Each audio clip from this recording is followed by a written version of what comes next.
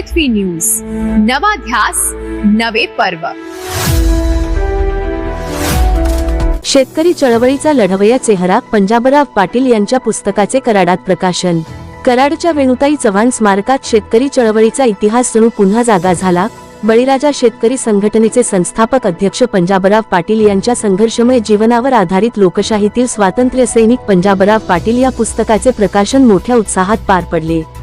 पत्रकार विकास भोसले यांनी लिहिलेल्या या पुस्तकाच्या प्रकाशन सोहळ्यासाठी राज्यातील अनेक दिग्गज नेते उपस्थित होते।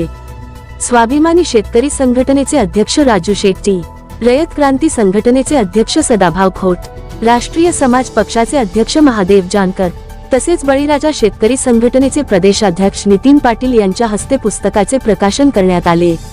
या कार्यक्रमाच्या अध्यक्षस्थानी कराड येथील ज्येष्ठ डॉक्टर अशोक गुजर उपस्थित होते। कार्यक्रमावेळी उपस्थित मान्यवरांनी पंजाबराव पाटील यांच्या शेतकरी चळवळीसाठीच्या संघर्षाचा विशेष उल्लेख केला।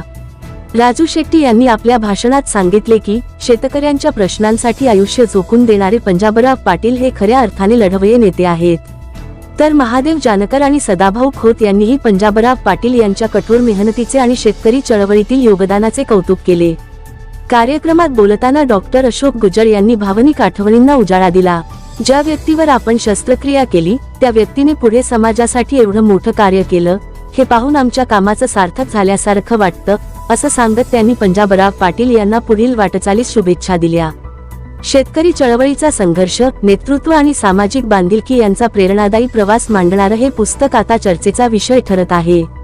अशाच ताज्या बातम्यांसाठी आजच आमच्या चॅनलला लाईक, शेअर आणि सबस्क्राईब करायला विसरू नका। सागर दंडवते, पृथ्वी न्यूज, कराड।